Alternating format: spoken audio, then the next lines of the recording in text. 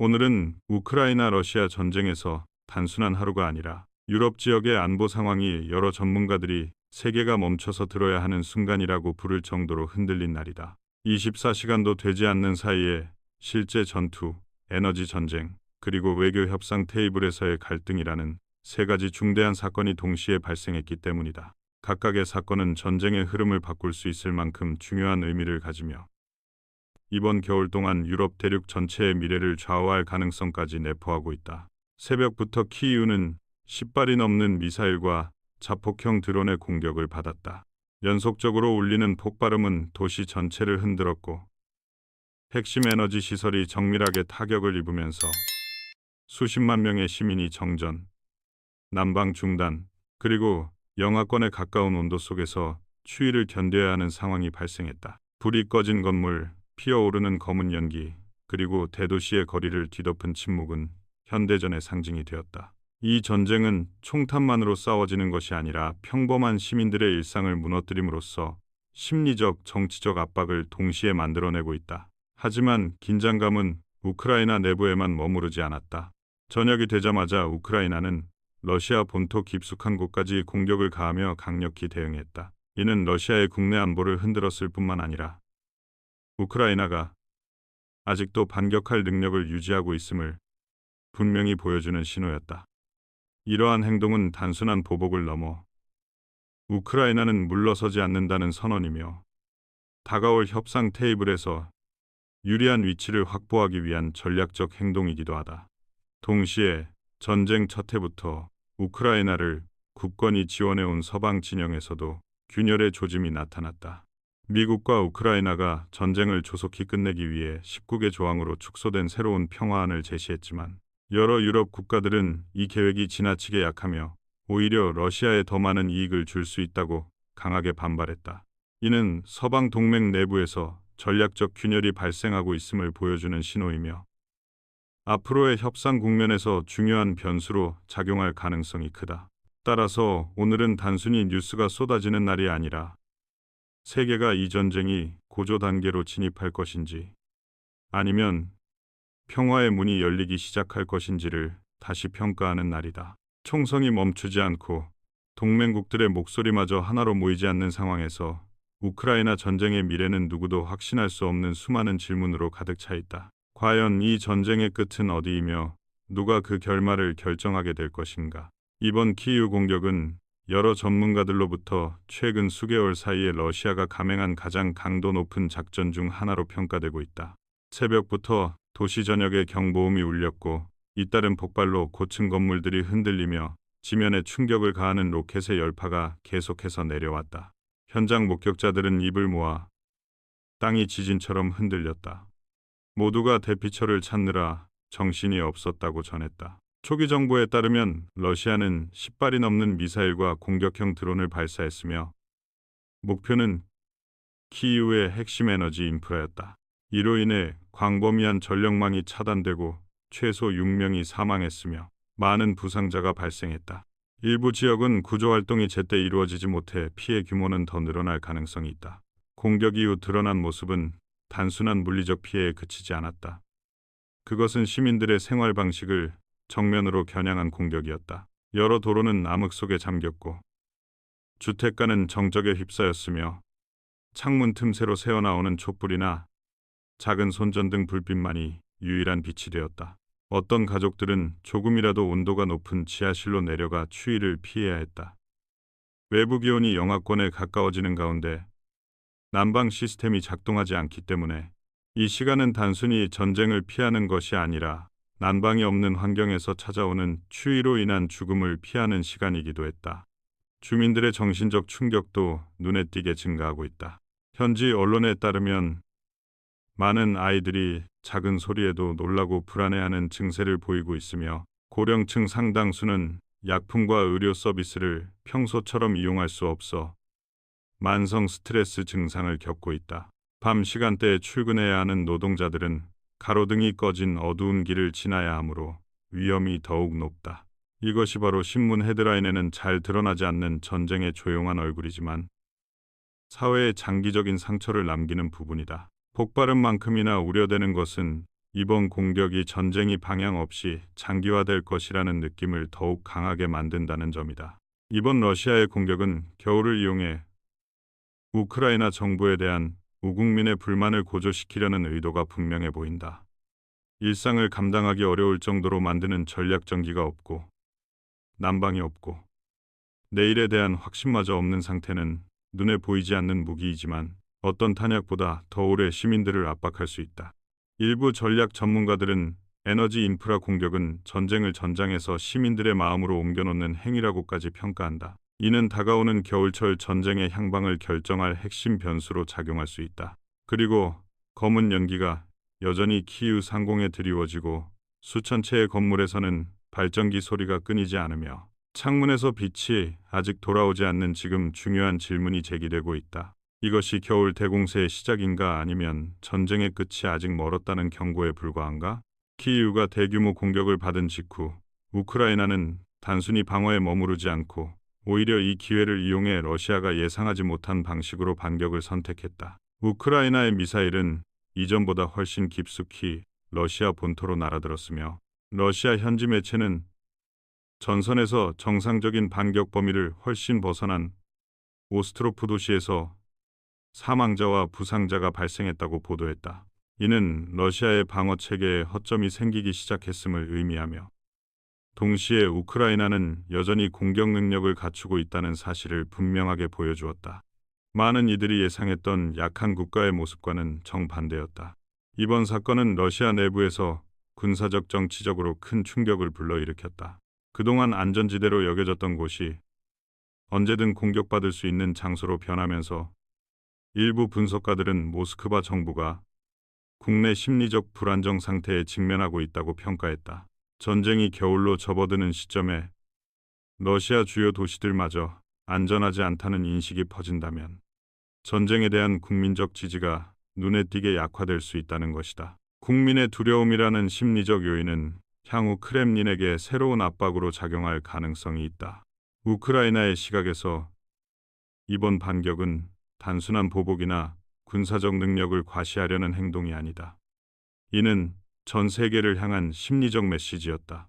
우리는 항복하지 않았으며 스스로의 힘으로 여전히 버틸 수 있다는 선언이다. 특히 최근 평화 협상 논의가 점점 더 언급되고 있는 상황에서 우크라이나는 서방 동맹국들에게 계속 지원해야 할 이유를 보여주고자 했다. 즉, 우크라이나는 여전히 싸울 수 있는 역량이 있으며 그 지원은 헛되지 않다는 신호다. 우크라이나는 신호다. 우크라이나는 헛되지 않다는 신호다. 또 다른 관점에서 우크라이나는 러시아에 이런 메시지를 보내고자 한다. 당신들이 겨울을 무기로 삼겠다면 우리 역시 당신들의 집안에 겨울 같은 공포를 느끼게 할 수 있다. 러시아 영토 깊숙한 곳을 타격한 이번 공격은 이 전쟁은 우리나라에서만 벌어지는 것이 아니다라는 경고이자 최근 러시아가 후방 방어력을 급히 강화하고 있는 이유를 설명해주는 중요한 요인이다. 현대전은 단순히 무기나 병력 규모를 겨루는 싸움이 아니다. 누가 더 상대의 마음속에 큰 충격을 줄 수 있는가의 경쟁이다. 그리고 이번 우크라이나의 행동은 고통을 감내해야 하는 쪽이 더 이상 우크라이나만이 아니라는 사실을 세계에 알리는 선언이었다. 연말이 다가오면서 동유럽 지역은 기온이 점점 더 낮아져 영하권에 가까워지고 있다. 그리고 바로 이 시기가 러시아가 선택한 계절 전략으로 많은 전문가들은 이것을 전장을 시민들의 일상으로 끌어들이는 방식이라고 평가한다. 이번 공습은 군 기지를 목표로 하지도 않았고 군사력을 파괴하려는 목적도 아니었다. 대신 생존의 핵심인 에너지 인프라를 정면으로 겨냥했다. 겨울철 전기와 난방을 중단시키는 것은 수많은 지역사회의 생존을 차단하는 것이나 다름없다. 러시아는 전쟁 첫 해부터 이 전략을 사용했으며 올해 다시 그 의도가 뚜렷하게 나타나기 시작했다. 그들의 주요 목표는 우크라이나 국민을 지치게 하고 그들이 스스로 정부를 압박하도록 만드는 것이다. 집에 난방이 없고 병원이 전기를 공급받지 못하며 어린아이들이 영하의 방에서 잠들어야 하는 상황이라면 국민의 인내심은 빠르게 바닥날 수밖에 없다. 그리고 전쟁을 끝내라는 목소리는 더욱 거세진다. 이것은 총을 쓰지 않는 전쟁이며 추위와 공포를 무기로 사용한 공격이다. 우려되는 점은 만약 영하의 날씨가 몇 주간 지속되고 에너지 시설이 반복적으로 공격받는다면 우크라이나의 전력 시스템이 수리에 실패해 한계점에 도달할 수 있다는 것이다. 상황이 악화되면 이는 완전한 인도주의적 위기로 번질 수 있으며 특히 어린이, 노약자, 중증 환자에게 심각한 타격이 될 것이다. 병원이 정상적으로 운영되지 못하거나 교통망이 중단되면 시민들이 생존하는 것은 더욱 어려워진다. 서유럽은 이러한 위험을 심각하게 주시하고 있다. 만약 2022년처럼 대규모 난민 이동이 다시 발생한다면 수백만 명이 유럽으로 유입될 수 있다. 이는 경제, 정치, 복지 시스템에 큰 압박을 줄 것이며 특히 이미 난민을 많이 받아들인 독일, 폴란드, 프랑스 등은 더욱 부담이 크다. 이에 따라 여러 정부들은 피난 루트, 긴급 지원, 우크라이나의 에너지 시스템 복구 실패 시 필요한 대체 에너지 계획 등을 논의하며 대응책 마련에 나서고 있다. 정치적 심리전의 측면에서 보면 러시아의 전략은 우크라이나가 더 이상 정상적인 일상을 유지할 수 없는 지점까지 몰아붙이는 데 초점을 맞추고 있다. 일상이 곧 전쟁터가 되는 순간 자연스럽게 정부에 대한 신뢰는 흔들리기 마련이다. 국민의 목소리가 바뀌기 시작하면 평화 협상의 방향도 크게 달라질 것이며 이것이 러시아가 다음 협상 테이블을 앞두고 얻고자 하는 전략적 우위이다. 따라서 이번 겨울은 단순한 계절 변화가 아니다. 이것은 체계적으로 설계된 하나의 무기이다. 인간을 지치게 만들고 정치적 움직임을 강제하는 무기다. 그리고 기온이 계속 떨어지고 수십만 명의 시민이 여전히 난방 없는 집에 머물러 있는 지금 질문은 점점 커져간다. 이번 겨울이 단순한 과도기일까? 아니면 총성이 아닌 평범한 사람들의 마지막 숨결을 건 새로운 형태의 전투가 시작되는 시점일까? 전쟁이 2년 넘게 지속되면서 과거에는 우크라이나를 뚜렷하게 지지하던 서방 세계에서도 점점 더 뚜렷한 의견 차이가 나타나고 있다. 한 목소리를 냈던 서방 진영의 발언은 이제 여러 방향으로 갈라지고 있으며 특히 전쟁의 끝을 어떻게 맞이할 것인가라는 문제에서 갈등이 커지고 있다. 미국은 예산과 자원 소모를 줄이기 위해 가능한 한 빨리 전쟁을 끝내야 한다는 입장을 고수하며 우크라이나와 함께 19개 항의 평화안을 제안했다. 이는 새로운 협상 돌파구가 되기를 기대한 제안이었다. 그러나 유럽은 이에 강력히 반발하고 있다. 영국, 독일, 프랑스, 유럽연합의 세 축은 미국의 19개 항 평화안에 대해 너무 약하다. 러시아가 아무것도 잃지 않고 이익을 얻게 만드는 아니다라고 직언했다. 이러한 우려의 근본에는 중요한 사실이 있다. 미국은 전쟁터에서 멀리 떨어져 있어 직접적인 지정학적 충격을 받지 않는다. 반면 유럽은 우크라이나와 불과 몇백 킬로미터밖에 떨어져 있지 않다. 만약 우크라이나가 패배하거나 협상에서 힘을 잃게 된다면 많은 동유럽 국가들이 즉시 최전선이 될 것이다. 서방의 입장 차이는 유럽이 여러 항목을 더욱 강하게 만드는 대응 계획 카운터 프로포저를 제안하도록 만들었다. 특히 장기적 안보 보장, 우크라이나의 군사력 감축 금지, 그리고 러시아가 전쟁의 종착점을 결정하도록 두지 않겠다는 원칙이 강화되었다. 일부 유럽 외교관들은 확실한 보장 없이 빨리 끝내려는 것은 곧 패배를 위험에 빠뜨리는 것이라고까지 말했다. 유럽이 미래의 위협을 차단할 수 있는 기반 위에서 협상이 이루어져야 한다고 주장하는 반면 미국은 전쟁이 길어질 경우 지원 예산이 국내 정치적 부담이 된다고 우려하고 있다. 이 상황은 단순한 기술적 논쟁이 아니라 장기적 전쟁 방향에 영향을 줄 수 있는 서방 내부의 전략적 균열로 평가된다. 러시아는 이 틈을 면밀히 지켜보고 있다. 유럽과 미국의 관점이 어긋날수록 러시아는 협상 테이블에서 더 많은 공간을 확보할 수 있기 때문이다. 여러 분석가들은 서방의 목소리가 하나로 모이지 않는다면 지난 수개월 동안 전장에서 얻었던 우크라이나의 우위가 약화될 수 있으며 결국 장기적 안보를 보장하지 못하는 조건을 강하게 압박받을 위험이 있다고 경고한다. 따라서 협상 테이블 위의 정치적 역학은 전선의 폭발은 못지않게 민감해지고 있다. 그리고 이러한 의견 차이가 더 확산된다면 안정적인 평화 계획을 만드는 희망은 더욱 멀어질 수 있다. 바로 이 순간에도 겨울은 시작되고 있으며 총성은 멈추지 않고 있기 때문이다. 장기화되고 점점 격화되는 갈등 속에서 나토의 역할은 가장 면밀히 지켜봐야 할 핵심 변수로 떠오르고 있다. 크고 작은 모든 결정이 우크라이나 전장을 유럽 대륙 전체로 확전시킬 위험을 안고 있기 때문이다. 많은 분석가들은 현재 나토의 상황을 설명하기 위해 아슬아슬한 외줄 위를 걷고 있다는 표현을 사용한다. 이는 우크라이나를 최대한 지원해야 하지만 동시에 전쟁에 직접 참여하는 것으로 보이지 않도록 조심해야 한다는 이중적 압박을 의미한다. NATO가 가장 우려하는 점은 크게 세 가지다. 첫째는 러시아 미사일이 NATO 회원국의 영토와 점점 더 가까워지고 있다는 사실이다. 때때로 불운하게도 탄도가 빗나가 동유럽 상공으로 들어온 사례도 있어 긴장감이 극도로 높아지는 순간들이 있었다. 단 한 발의 오발탄도 NATO 회원국에 대한 공격으로 해석될 수 있으며 이는 즉각적으로 모든 회원국이 공동 대응에 나서야 하는 나토 조약 제5조 아티클 발동으로 이어질 수 있다. 이 지점이야말로 지역전이 대륙 전체의 전면전으로 바뀌는 순간이다. 둘째는 유럽의 에너지 금융 정보망을 겨냥한 사이버 공격이다. 이는 크게 보도되지 않지만 구조적 충격을 일으키며 조용히 증가하고 있다. 러시아가 유럽의 취약점을 탐색하며 미래의 본격적인 공격을 준비하고 있다는 분석도 있다. 이는 어디에 폭발 지점이 있는지 모르는 함정을 설치하는 것과 같다. 현대전은 더 이상 전장에서만 벌어지는 것이 아니라 컴퓨터 시스템이나 발전소에서 총알 한 발 없이도 발생할 수 있다. 셋째는 새로운 난민 사태의 위험이다. 만약 우크라이나가 겨울 동안 국가의 에너지 시스템을 유지하지 못한다면 2022년처럼 수많은 국민이 유럽으로 유입될 가능성이 높다. 이는 나토 회원국의 경제 정치에 막대한 부담을 주게 되며 특히 이미 내부 정치적 갈등이 심한 국가들에게는 더 큰 충격을 가져올 수 있다. 따라서 나토는 단계를 유지하면서도 지원과 전쟁 회피 사이에서 정교한 균형을 맞춰야 한다. 미사일이 한 발만 빗나가도 혹은 외교적 발언이 선을 조금만 넘어도 유럽에서 새로운 전쟁이 시작될 수 있기 때문이다. 이것이 모든 국가가 가장 두려워하는 현실이다.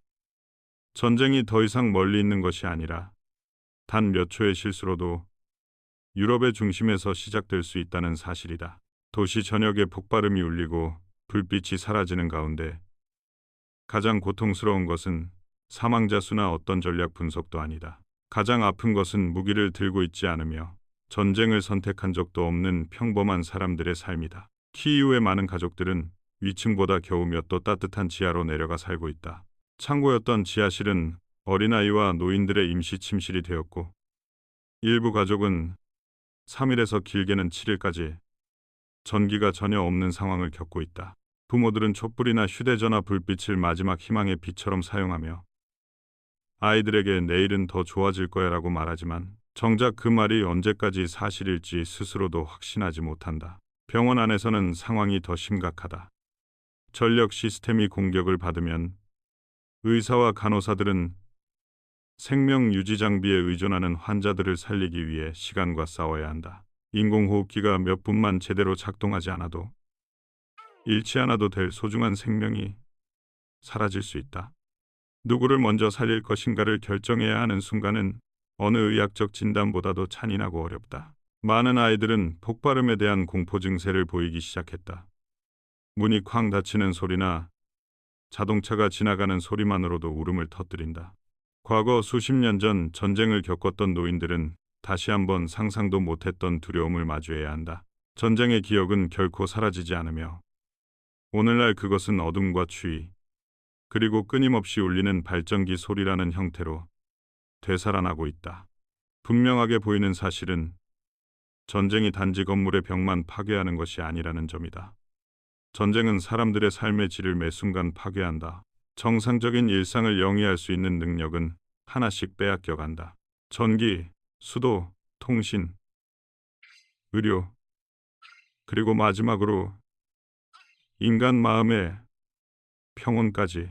내일에 대한 희망은 흔들리기 시작하며 이 상처는 소리가 나지 않지만 벽의 폭발 흔적보다 훨씬 깊다. 전쟁은 단지 총을 쏘는 행위가 아니다.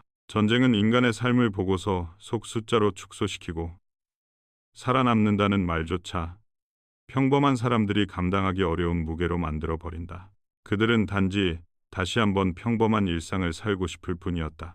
앞서 살펴본 사건들과 정보들을 종합해보면 이 전쟁이 방향 없이 흘러가는 것이 아니라는 사실이 분명해진다. 이 전쟁은 협상 게임에 의해 움직이고 있으며 그 속에서 걸려 있는 것은 권력, 명예, 그리고 국가의 생존이다. 각 측은 다가오는 협상 테이블에서 최대한 유리한 자리를 확보하기 위해 한 발도 물러서지 않으려 하고 있다. 우크라이나는 러시아 깊숙이 반격함으로써 자신들이 여전히 힘을 보유하고 있으며 국제적 협상에서 발언권을 지키고 싶다는 의지를 드러냈다. 반면 러시아는 겨울과 혹한을 우크라이나 민간인에 대한 압박 도구로 사용하고 있다. 국민이 절망하기 시작하면 정부에 대한 지지는 자연스럽게 약해진다는 사실을 너무나 잘 알고 있기 때문이다. 이 전략은 총 한 발 쏘지 않아도 되지만 차가운 공기만으로 폭발음보다 더 깊이 사람들을 짓누르는 무형의 무기다.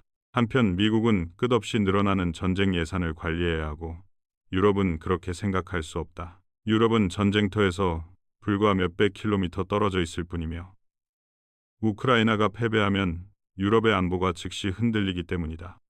그래서 영국, 독일, 프랑스가 미국과 다른 입장을 보이며 평화 계획에는 확실한 안전 보장이 필요하다고 강하게 주장하는 것도 놀라운 일이 아니다. 서방의 목소리가 하나로 모이지 않기 시작하는 순간 러시아는 바로 그 틈을 기다리고 있었다. 유럽과 미국의 견해가 어긋날수록 러시아가 전쟁을 지연시키고 우위를 점할 기회는 커진다. 만약 동맹이 하나로 뭉치지 못한다면 우크라이나는 전장에서 쌓아 올린 우위를 잃고 스스로 미래를 결정하는 주체가 아니라 조건을 받아들여야 하는 쪽으로 밀릴 위험이 있다. 따라서 이 전쟁은 단순히 무기나 군대 규모로만 싸우는 것이 아니다. 인내심, 단결력, 두려움을 견디는 힘, 이 세 가지가 진짜 승패를 가른다. 결국 더 오래 버티는 쪽이 협상 테이블에서 가장 큰 목소리를 내게 된다. 그리고 겨울이 다가오고 총성은 멈추지 않으며 협상의 목소리는 여전히 흔들리고 있는 지금 세계는 스스로에게 이렇게 질문해야 한다. 실제 협상 순간이 오면 누가 조건을 제시하는 쪽이 될 것인가? 그리고 누가 피할 수 없는 조건을 받아들여야 하는 쪽이 될 것인가? 그리고 모두가 물러서려 하지 않는다면 과연 협상은 정말로 이루어질 수 있을까? 아직 답은 없다. 하지만 역사는 언제나 이렇게 말해왔다. 인간이 협상하지 않으면 세계는 결국 협상을 강요한다. 그리고 그 방식은 언제나 더 고통스럽다.